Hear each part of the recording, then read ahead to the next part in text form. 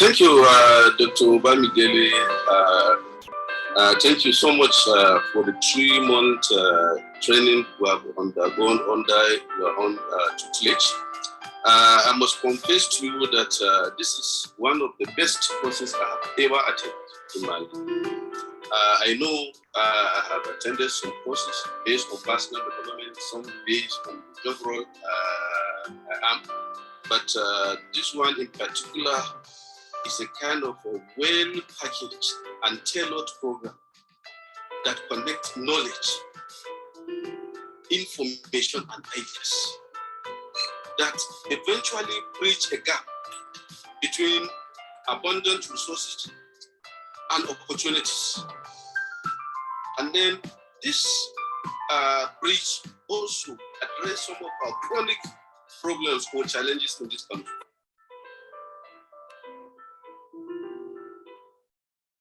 This program, Certified Global Training Management, is beyond my job role. It's something that I see that is a personal development. Not only my own personal development, it's for my own community development as well.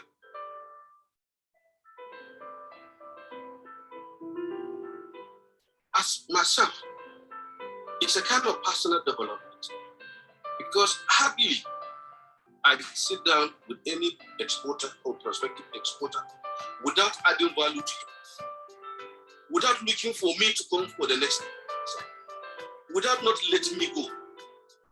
Because I speak his language. What is his language? Is export. Thank you, Dr. Bamidele. You taught me the language of export. I am not speaking the language of export. I have created to myself another kind of export tribe within me that we speak the same language. We always try to see and come together to see that.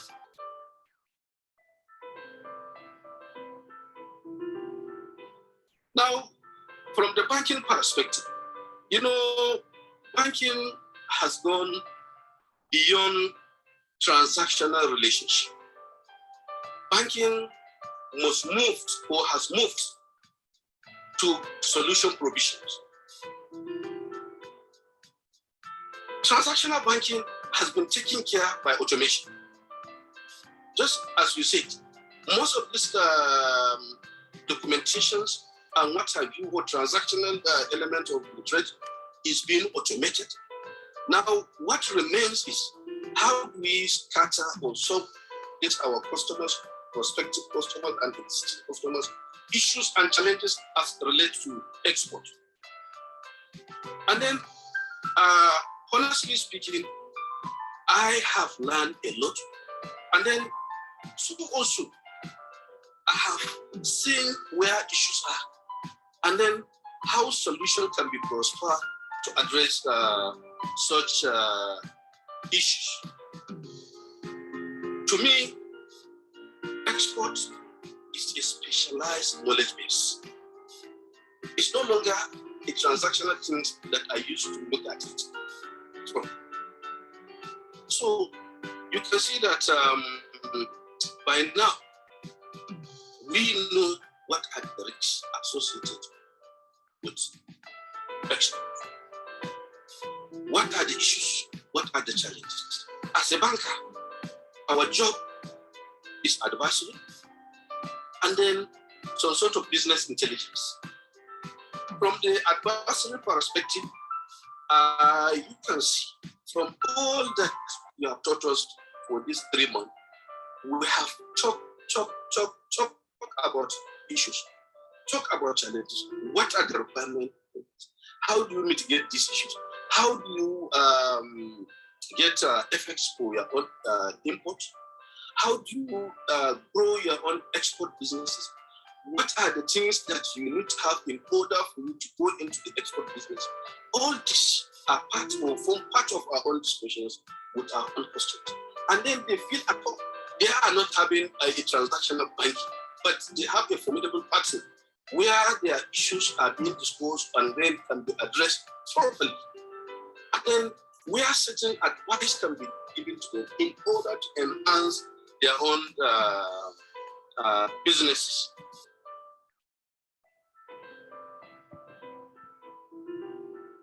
So to the bank or to us in banking, we have seen a way where we can not only retain and sustain our existing exporters, but we are going to attract, not even attracting more from the prospective exporters.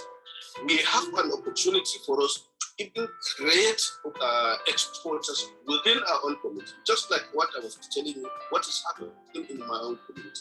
You need to see the kind of passion and interest shown from my community in terms of export. Everybody now wants to diversify. And then, as I said, part of our own advisory is that you see, we are running, as I said from the beginning, most of our businesses are highly saturated locally, but are in high demand internationally. But what we need to do, or the lack of this basic knowledge in export, limits our potentials to go or to grow beyond our limit or to our full capacity as exporters. So with this, I must register my appreciation. It's the time well spent, that 3 months. I hope I was even thinking that it would extend for another 2 months so that we can learn more. Everything about the program is so fantastic. It's so appreciated and impacting, not only to me as a city, even to my community. My community has felt the impact of this show. My bank also is, in fact, is gaining higher from this trading because I know the number of customers that are highly impressed, that always look forward to. Even this morning, I received nothing less than 3 calls from exporters on so many issues or challenges that they have that we're able to address them.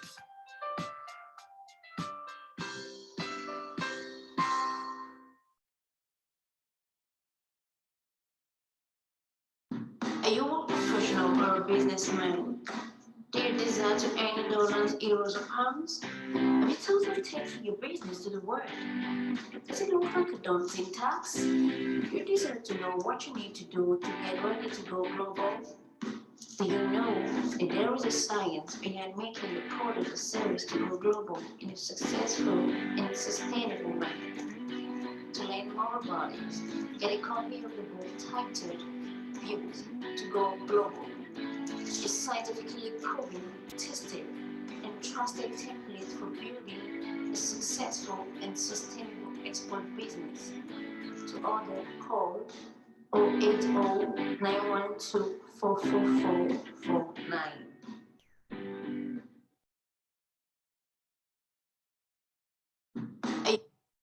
Are you an account officer, relationship manager, or marketer in a bank? Are you struggling to meet your income and deposit targets? Are you on the verge of losing your job for non-performance? You desire a change for the better in your career? Then register for the Certified Global Trade Management Professionals from the American Institute of Extended Studies to acquire skills needed to solve import-export trade customers' problems and consequently attract the deposit and income of the transaction to your bank. Registration is currently ongoing. Call this number to register today.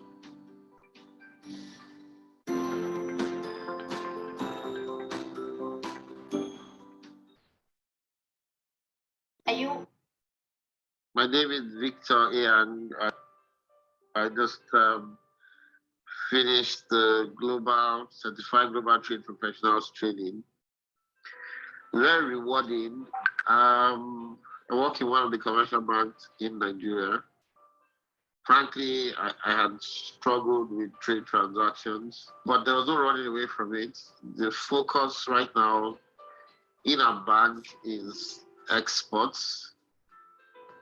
2 weeks ago, just 2 weeks to the end of the program, I got a call from an exporter in Borno that wants to do cassava chips, export cassava chips to Europe. If I hadn't taken this program, it would have been very difficult for me to onboard that customer and have a decent conversation with him about the transaction. the cost prepared me in dealing with that customer's request, which is still ongoing. It's just the first step for me. I intend to take additional courses in trade, also with the African Continental Free Trade Area. It's an area where I've decided that I would like to specialize in. So yes, this is the foundation for me, but it's been very helpful. Thank you.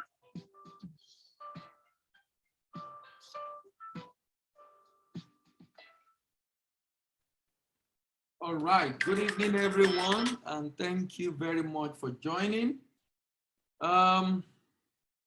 We're starting another session today, and we're going to a state that's been ravaged with serious challenges for over a decade, and that is Borno State. Borno used to be a state thriving so much in production and source of export of a number of products. I remember in 2000 and I think 8 or 9, I was talking to someone on sourcing sesame seed from Borno State, because that's what the state is capable of doing, among other things. But you know, with all that's happened right now, the state is really not as vibrant as it used to be, even though the governor is doing all he can to still bring the state back to where it should be. Remember the book Beauty Go Global, basically telling you about why export business failed. If you have to get a copy, you can reach out to us to get your copy. If you want to have access to the video of the session we're having today, and also previous session of this program, I will strongly recommend you visit this YouTube channel. This YouTube channel is a very important YouTube channel. It has all the 52, 53 videos we did last year covering different African countries. That was done last year. So you get to see 1 hour session pretty much examining and reviewing different countries in Africa and giving you vital information that will help you to be able to set up a business in those areas, or at least get partners that you can do business with in those axes. Get partners you'll be able to do business with in those axes.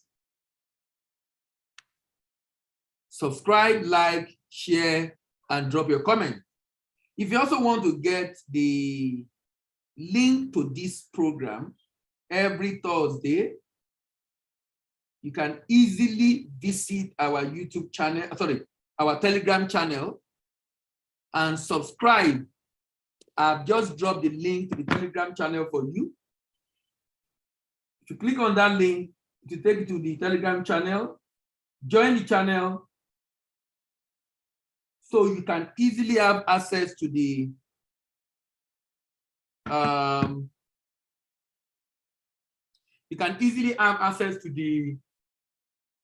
link to the Zoom program we do every Thursday by 5 p.m. So we've been to Abia, we've been to Adamawa, we've been to Akwa Ibom and Anambra, we're Bauchi and Bayelsa 2 weeks ago. Last week we were in Benue State, food basket of the nation. And the governor is actually touted as one of the worst performing governors because the state is so richly blessed, but with so much debt, because the governor have really not been able to maximize the potential of that state, Benue State. So today we are moving on to Borno State. Are you a professional or a businessman? Do you desire to earn dollars, euros, or pounds? Have you totally taken your business to the world? Does it look like a daunting task? You deserve to know what you need to do to get ready to go global. Do you know that there is a science behind making your product or service to go global in a successful and sustainable way? To learn more our bodies. Get a copy of the book titled Built to Go Global. A scientifically proven, tested, and trusted template for building a successful and sustainable export business. To order, call 080-912-44449. So as usual, we have a preamble where we talked about why Borno State need to export. Then we go into peculiarities, talking about characteristics of the state, and then profile, talking about the income, unemployment, and debt profile of the state. Then the potential, looking at items that can be exported. Then the purchaser, looking at the market and the size, and the people that buy them. A proposal to the state, and we'll round off with how the state can profit from exportation. This is the logo of Borno State, and here is the map of Borno State. You can see the 3 senatorial districts in Borno State. You can see Chibok, where we had issued the last time, Chibok girls, that we talk about so much. Here you can see Maiduguri. You can see Maiduguri. You can see Bama. You know, some of these places are very common to us. We know a lot about them today, called Boko Haram. If not for them, maybe we would not have even known some of these places exist. Only that we are not getting to know them for good things, but rather for the challenges the state is facing. But it might be interesting to know that in spite of the challenges, and this is why the government was commended in that state, I understand the state governor really is a very very competent guy. I think he's a professor, Professor Zulum. He generated $8.2 billion in terms of revenue, in spite of the challenges. There are some states in Nigeria that doesn't have challenges like Borno State, but they can't boast of what Borno is generating, even with terrorist disturbance in the state. So why should this state export? The state can avoid overdependence of federal allocation through exportation. Exportation can help in boosting the GDP of the state. Exportation can help to create opportunities for SME to grow. Exportation in this state can help to decrease dependence of its businesses on the local market. Exportation can help the state to earn proceeds and grow revenue. I mean direct proceeds, not from tax or from export. And directly from the government. And I'll talk about that towards the end of this session today. It makes rural life become more lucrative, and farming. The state can gain global relevance and market share in some products through exportation. Export makes the state home of creativity and innovation.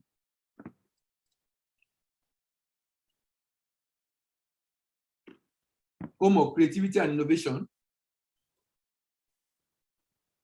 Then this state export can become catalyst for industrialization in the state. Export creates opportunity for job creation for youth.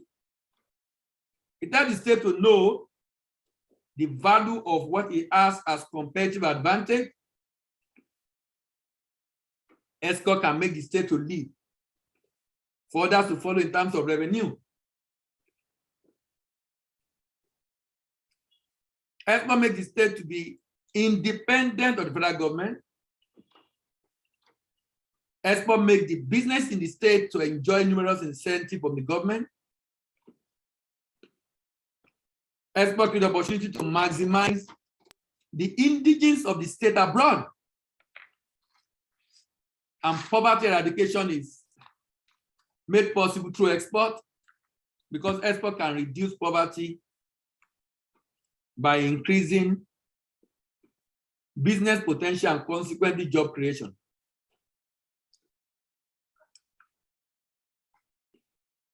The state can quickly lead of the state depending on wasting assets like oil, can revive the economy of the state, slow down rural-urban migration. The government, the business enjoy tax-free from exportation, help in terms of idle capacity of the state, the viability of the state are boosted, wealth creation for citizens of the state. Export can also help to extract potential of the state, potential product of the state.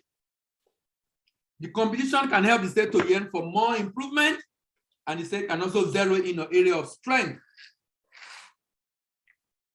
because area of strength that export has revealed. What do you see in Borno today? Do you see only challenge of Boko Haram? And I'm not denying that challenge. But it might interest you to know that in spite of the challenges in that state, people are still doing business in that state. And I'll show you the data shortly. What do you see in this state?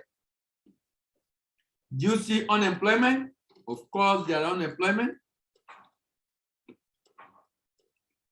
But is that the only thing you see? Do you see poverty? Of course, there are poverty. But is that the only thing you see? Do you see frustration? Of course, there are frustration. This is our reality as a country. This is our reality as a country. There are frustration.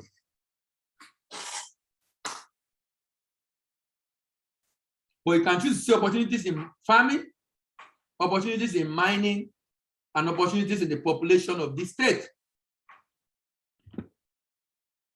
So there are opportunities in the state in spite of the challenges. In spite of the challenges. Before we go into the peculiarities of the state, let's go on a short break. My name is Victor and I just finished the Certified Global Trade Professionals training. Very rewarding. I work in one of the commercial banks in Nigeria. Frankly, I had struggled with trade transactions, but there was no running away from it. The focus right now in our bank is exports. 2 weeks ago, just 2 weeks to the end of the program, I got a call from an exporter in Borno that wants to do cassava chips, export cassava chips to Europe. If I hadn't taken this program, it would have been very difficult for me to onboard that customer and have a decent conversation with him about the transaction. The course prepared me in dealing with that customer's request, which is still ongoing. It's just the first step for me. I intend to take additional courses in trade, also with the African Continental Free Trade Area. It's an area where I've decided that I would like to specialize in. So yes, this is the foundation for me, and it's been very helpful. Thank you.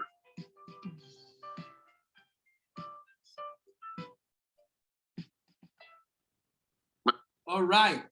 What are the peculiarities of this state?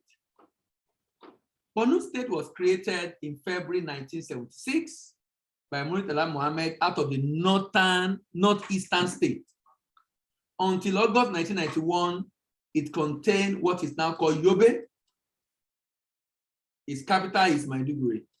So Yobe also was carved out of Borno State. Located in the northeastern corner of Nigeria, occupies 70,898 square kilometers,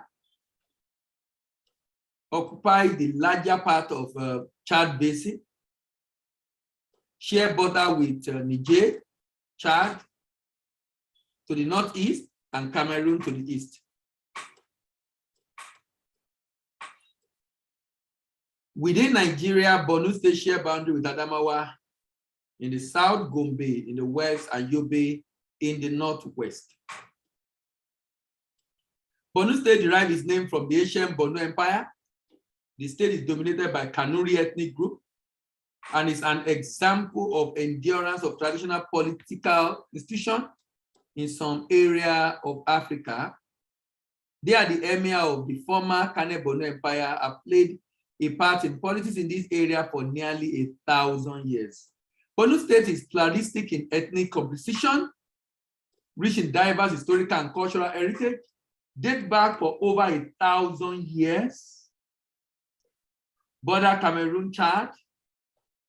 Nicknamed Borno is the home of peace and the opportunities in agri, manufacturing, real estate, healthcare, tourism, energy, and mining. The state capital is Maiduguri. It has 27 local government. Population is about 6.27 million people. The vegetation is tropical savanna. Major agri products is millet, sorghum, maize, cowpea, rice, wheat, cassava, cocoyam, gum arabic, livestock, tamarind, mango, orange, tomatoes, onion, cabbage, lettuce, spinach, granite. Solid minerals include feldspar, limestone, kaolin, potash, iron ore, salt, quartz, silica, gypsum, mica, uranium, graphite, and it has 3 agricultural zones. Looking deeper into this state, you will notice something. This state has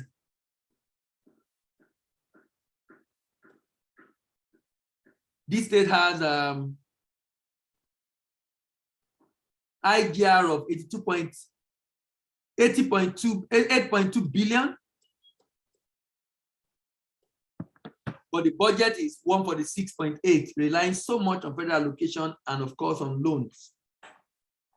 Second largest state in Nigeria after Niger State. Strategic location: groundnut, sesame seed, rice, maize, wheat are major products. The state is dedicated to gum Arabic belt, and of course with a lot of minerals. Unemployment in this state, with a working population of 1.873 million, those working for less than, not in labor force, 812, people in labor force, 1,061,061, but out of that, only 350 or 349,000 people are gainfully employed. The unemployment and underemployment rate of this state is actually over 60%. Borno State have per capita GDP of 1,214. This state produce a lot of products: sorghum, groundnuts, maize, beans, rice, soya beans, cotton, and all these are done within the West Africa, bringing it from West Africa and also taken out of Borno to other West African countries and to Nigeria rather. Let's go into the profile of this state. This state, as of 2020, IGR was 11.5 billion. Federal allocation 63.22 billion. Debt profile, $89 billion in debt. Foreign debt, $20 million. This state cannot survive without federal allocation, like many other states in Nigeria. this state cannot survive without federal allocation. And I say, like many other states in Nigeria. So it's not just peculiar to this state, but like many other states in Nigeria, IGR is 15%.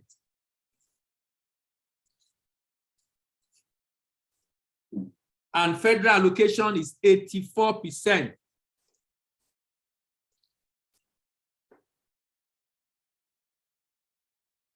The state not doing badly in capital expenditure, being almost 40%.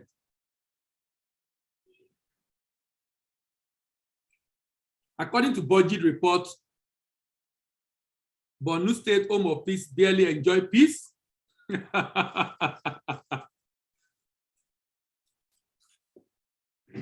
In the last decade. In 2020, it faced double tragedy, fiscal shock because in additional funding and COVID pandemic. Nevertheless, its IGR demonstrated resilience. However, given the state population and infrastructural need, what the state is investing or is generating rather is still very small. Still very, very small.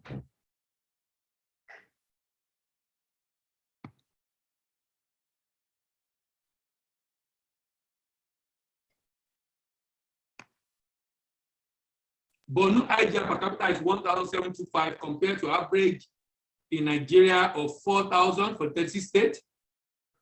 This is very low.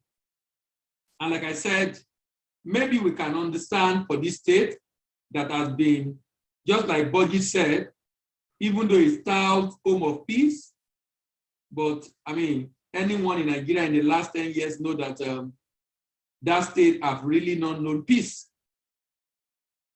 Have really not known peace. Borno State 25-year development framework and 10-year strategic transformation plan may be implemented in a slower pace if the annual growth rate of the capital expenditure is not increased in the state. We note, however, although the state total revenue of 19.5 billion is still small to meet its national need, it was still the largest recorded among all the northern states in the eastern region. The state, even though it's ravaged with these challenges, is still among the highest in the north. Northeast in particular, meaning that some states are actually worse off. Of course, that's the tragedy of our country.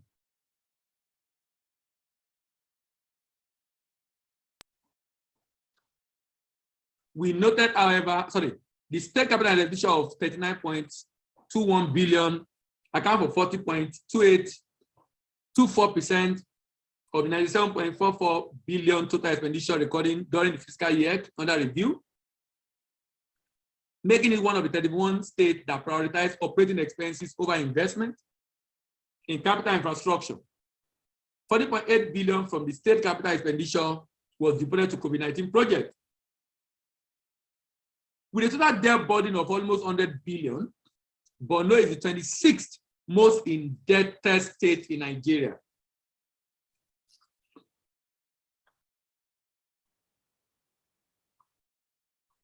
Total debt per capita is about 14,000 naira. This is less than the average debt per capita of 27,316 in the country. The state national debt component stands at 20.81, up by 21.6, making the second smallest external debt size in the country, by extension, one of the least exposed to risk of exchange rate volatility. One of the least exposed to risk of exchange rate volatility. We'll go on a short break. When we come back, we'll discuss the potential of this state in spite of the challenges of Borno State. My name is Victor, and I just finished the global certified global trade professionals training. Very rewarding. I work in one of the commercial banks in Nigeria. Frankly, I had struggled with trade transactions, but there was no running away from it. The focus right now in our bank is exports. 2 weeks ago, just 2 weeks to the end of the program, I got a call from an exporter in Borno that wants to do cassava chips, export cassava chips to Europe.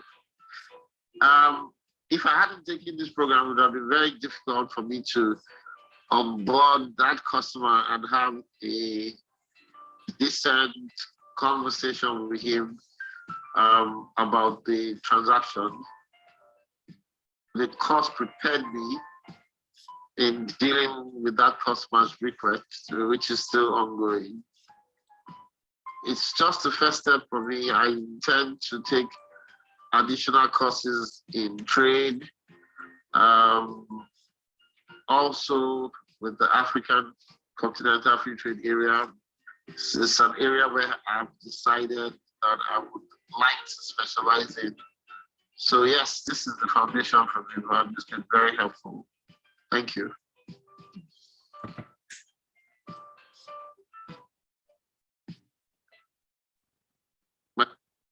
All right, what's the potential of the state?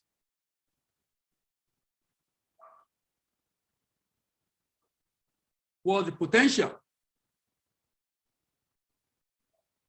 The economy of Borno is largely agrarian, with livestock, husbandry, crop production, and fishing on Lake Chad dominating the economic activity of the state.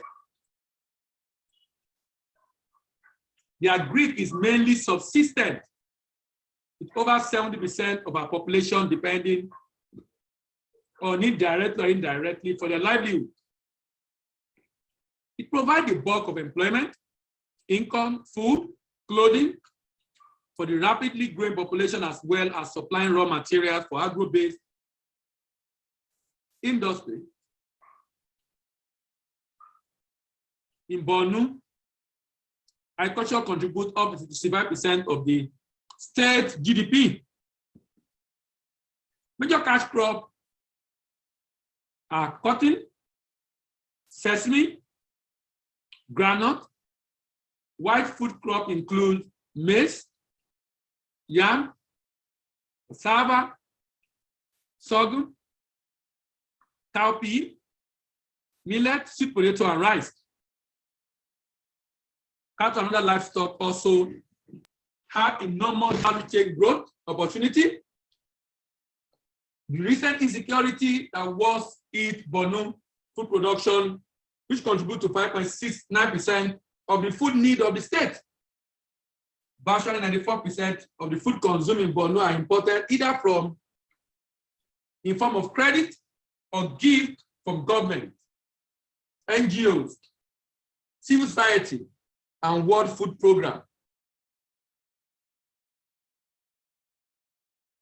The business of agricultural production, also known as agribusiness, is the production of crops, and processing, transportation, distribution, and all these economic activities that define the term agribusiness. So Borno State is bestowed with a climate that is comparatively subservient to agricultural production. A variety of food and cash crops are grown in the state, from legumes to fruits to vegetables to tree crops to livestock. You know, just imagine how blessed a state like Borno is. And then imagine again the challenge this state has faced. Financial business can increase the added value of raw materials and strengthen local rural economy, food security and nutrition, and improving the quality of life in many homes at risk for exclusion of vulnerability. So from this state, you see sorghum, millet, cowpea, and the percentage of the land used, rice, groundnut, tomato, cotton, soya beans. Just one state in the country. Can we see the potential of this product that are produced in Borno State. Who are those buying? Number one, you can see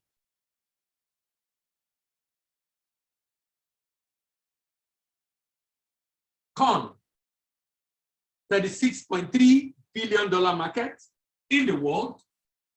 If you focus on Africa alone, you see a market of 3.73 billion for corn. A product manufactured, cultivated in this state, with a huge demand in Europe, in Asia, in North America, in Africa, and of course, in South America. $3.73 billion market in Africa alone, $36.3 billion for corn market in the world. How about rice? 24.7, with huge demand in, like half of the demand coming from Asia alone, Iran, China, Saudi Arabia. Then Africa itself, taking up about 25%. Then you have North America, Europe, and South America. Look at the 6 billion market in Africa for rice. Cote d'Ivoire, Benin, South Africa, Ghana, Egypt, Mozambique. You and I know that Benin does not have population to support Benin being among the top importer of rice in the world, importing 3.08% of world import and 12% of African import. Of course, those products escape into the Nigerian market through different routes. Wheat, another very important product,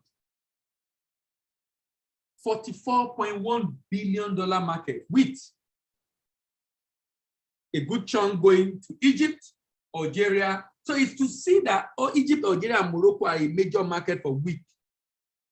Apart from the Asian, Turkey, Indonesia, Japan, Saudi Arabia, and the like, then Brazil, Peru, Italy, Mexico, but in Africa alone, 12.5, almost 30% of world consumption of wheat, which is why there's a big challenge right now with wheat-related products, with price going up because of the fight or war between Ukraine and Russia. $12.5 billion in Africa alone. Then granite, $3.19 billion, China, Indonesia, Netherlands, Germany, Russia, Mexico, Canada, United Kingdom, Spain, but 171 million demand in Africa. So demand for granite in Africa is low. The last one is citrus, fruits, citrus fruits, orange, 14.2 billion. 14.2 billion. Germany, Netherlands, France, Russia, China, United States, Canada, and in Africa, South Africa, that's about 100 million. So the demand for citrus in Africa is very, very low. So we'll go on a short break. When we come back, then I'll be talking about my proposal to Borno State, and then how Borno State can profit from directly exporting this product itself. My name is Victor, and I just finished the Certified Global Trade Professionals training. Very rewarding. I work in one of the commercial banks in Nigeria. Frankly, I had struggled with trade transactions, but there was no running away from it. The focus right now in our bank is exports. 2 weeks ago, just 2 weeks to the end of the program, I got a call from an exporter in Borno that wants to do cassava chips, export cassava chips to Europe. If I hadn't taken this program, it would have been very difficult for me to onboard that customer and have a decent conversation with him about the transaction. The course prepared me in dealing with that customer's request, which is still ongoing. It's just the first step for me. I intend to take additional courses in trade, also with the African Continental Free Trade Area. It's an area where I've decided that I would like to specialize in. So yes, this is the foundation for me, but it's been very helpful. Thank you.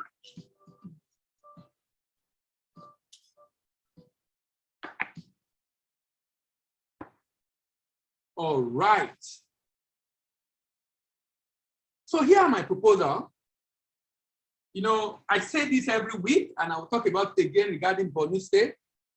Thank God for the governor, for the resilience of the people of the state. And in spite of the challenges, the people are still doing business in the state.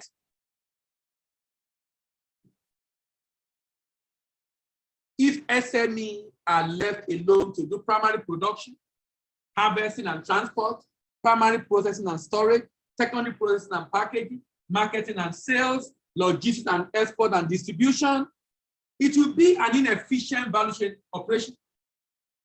The value chain will have low processing capacity and low output. Few jobs will be created, low quality and packaging, high cost of production, and of course, non-competitive products. Because they will not be able to produce in an efficient manner. They are small. They are small. So what's my recommendation for the Borno State government? Here's my recommendation.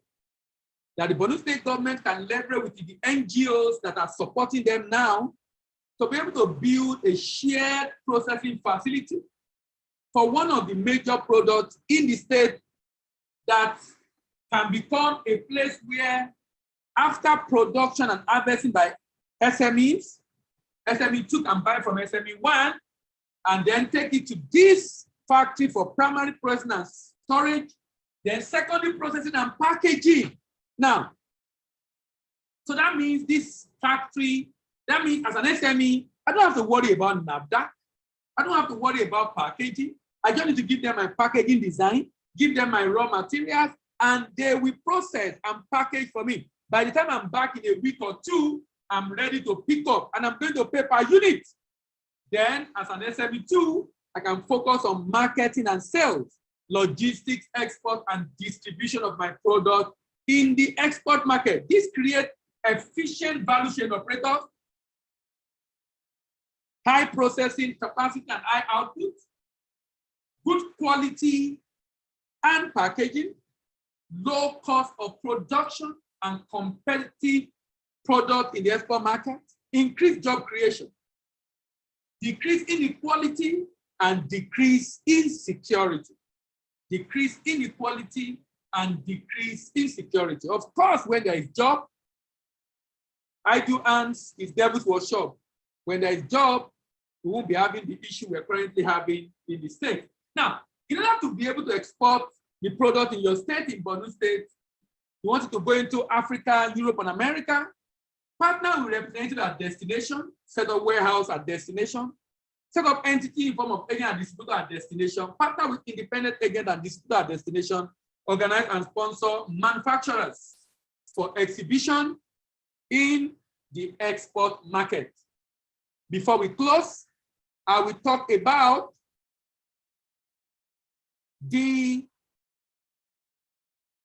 how this will work. The state, now, sorry, 1 minute. Now, the proposal of how the state can make money directly. How the state can make money directly. Look at this chart. This is sesame seed.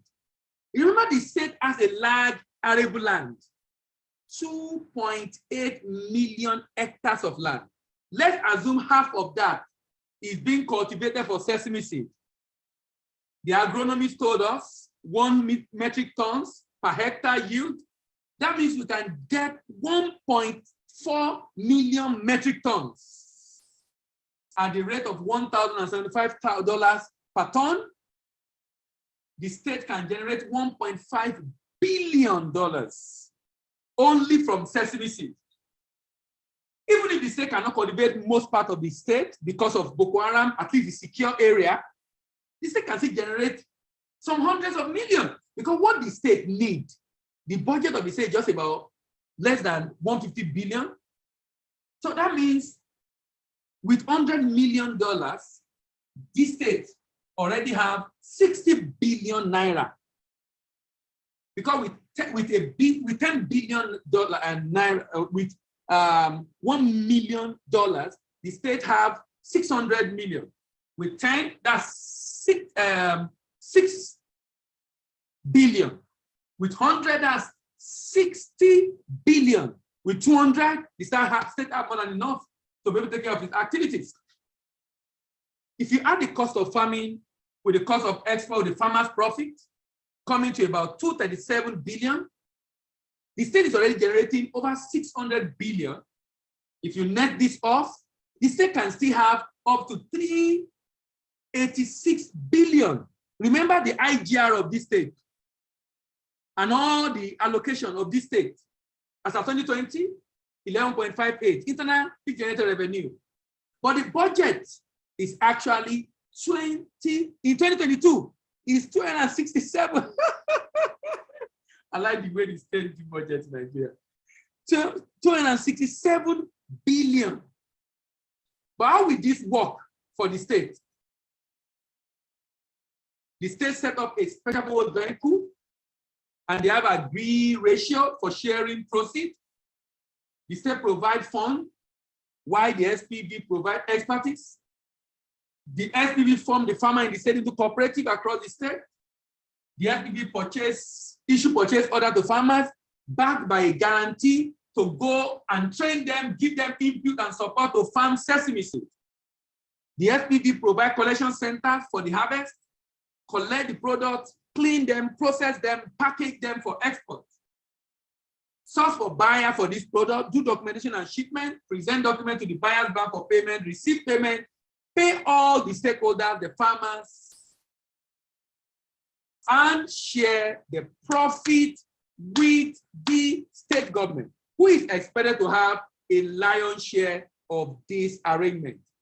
The impact of the suggested model for state government goes beyond the generation of revenue via export. That's humongous impact on employment generation, increased economic activity in the state. This, in my opinion, is a more effective and efficient and enduring model for diversifying the economy of the state in Nigeria. This model can be replicated by federal government at the federal level, especially for the exportation of solid minerals. Before we close, we go on a short break. My name is Victor A. and I just finished the Certified Global Trade Professionals training. Very rewarding. I work in one of the commercial banks in Nigeria.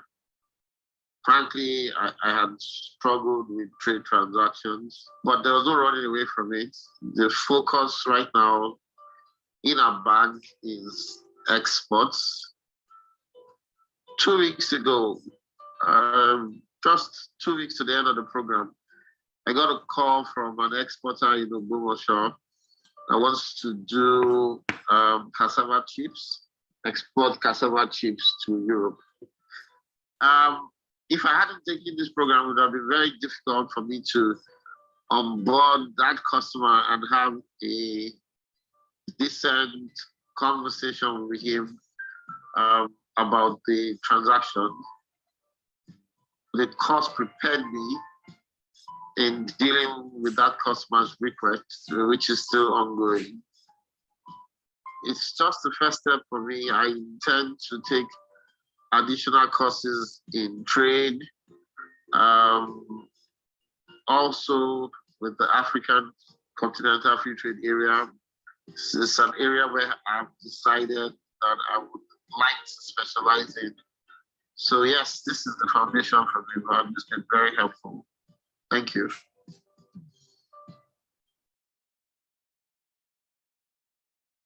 All right. Next week, we are going to be discussing Cross River State. Now, that state is very peculiar to me.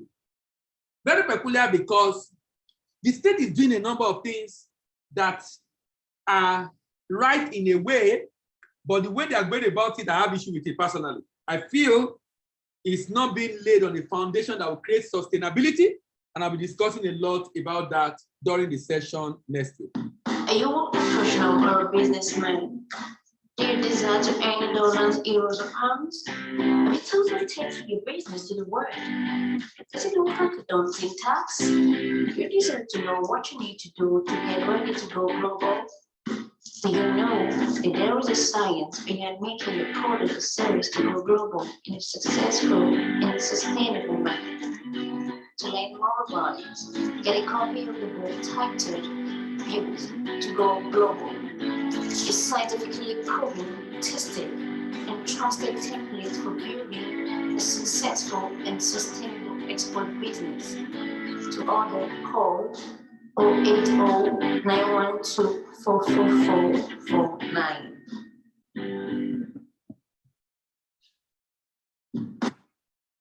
If you are yet to get the book Built to Go Global, grab your copy. If you are also looking to get a copy, this video to watch it again, just visit our YouTube channel. Feel free to visit our YouTube channel, like, share, and also remember to drop your comment. Like, share, and also remember to drop your comment. If you also want to get a link to this program every week, please remember to join our Telegram channel. Are you an account officer, relationship manager, or marketer in a bank? Are you struggling to meet your income and deposit targets? Are you at the verge of losing your job for non-performance? You desire a change for the better in your career? Then register for the Certified Global Trade Management Professionals from the American Institute of Extended Studies to acquire skills needed to solve import-export trade customers' problems and consequently attract the deposit and income of the transaction to your bank. Registration is currently ongoing. Call this number to register today.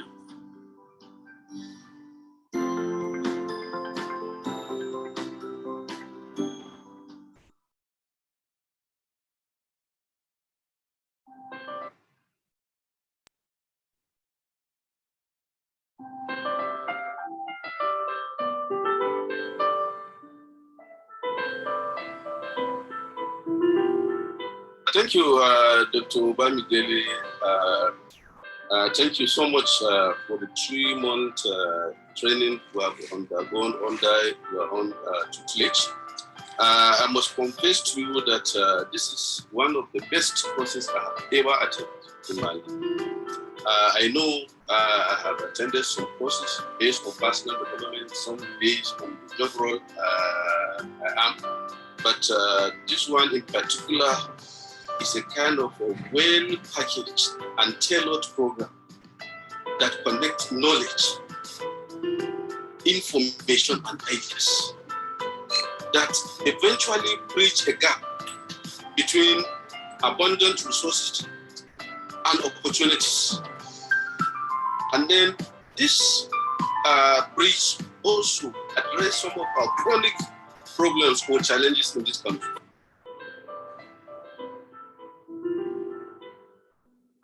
This program, Certified Global Training Management, is beyond my job role. It's something that I see that is for personal development. Not only my own personal development, it's for my own community development as well.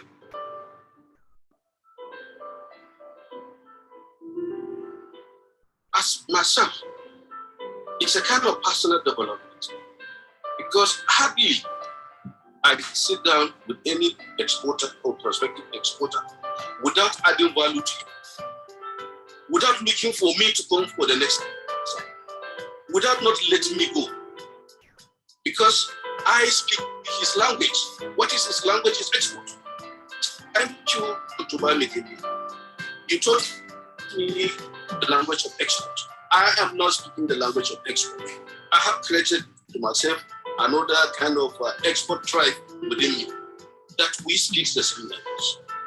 We always try to see and come together to see that.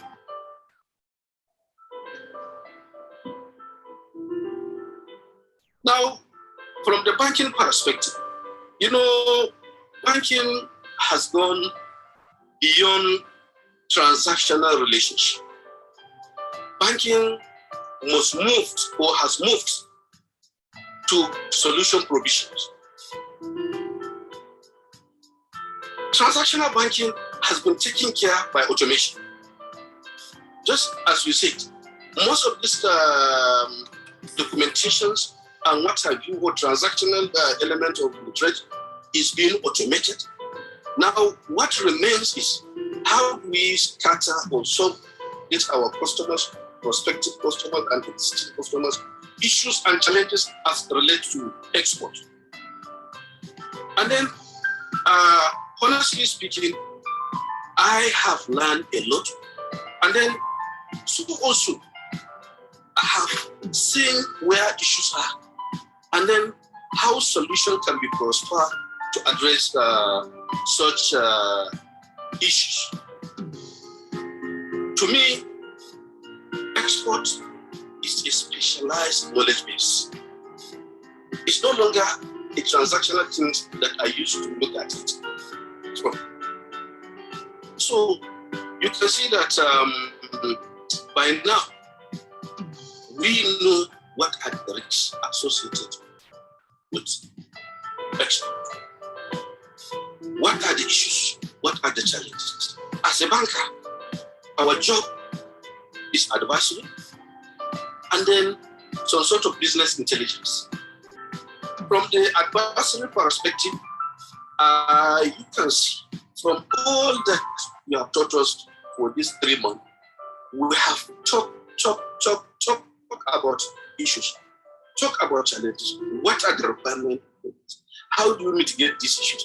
How do you get effects for your own import? How do you grow your own export businesses? What are the things that you need to have in order for you to go into the export business? All these are form part of our own discussions with our own customers. And then they feel at home. They are not having a transactional banking, but they have a formidable pattern where their issues are being disclosed and then can be addressed properly. And then where certain advice can be given to them in order to enhance their own businesses.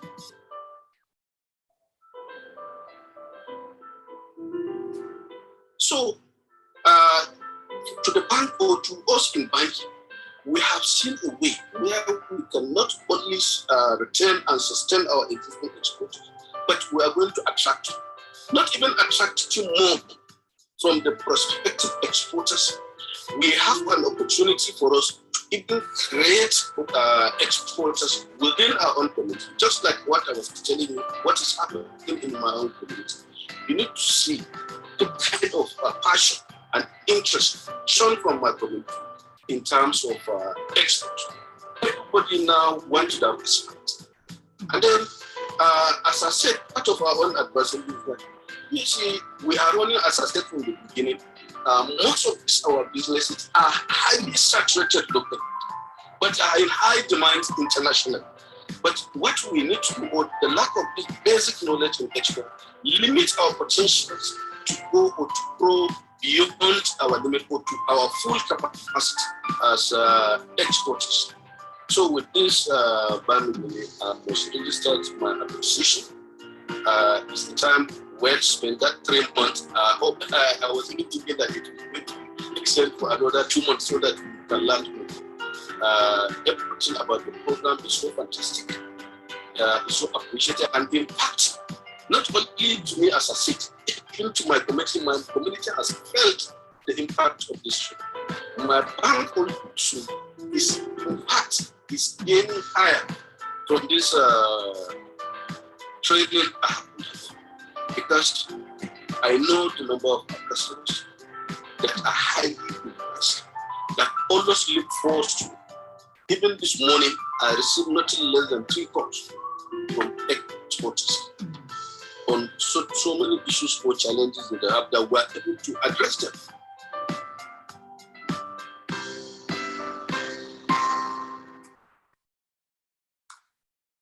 Thank you very much. See you next week. Have a wonderful weekend and bye-bye.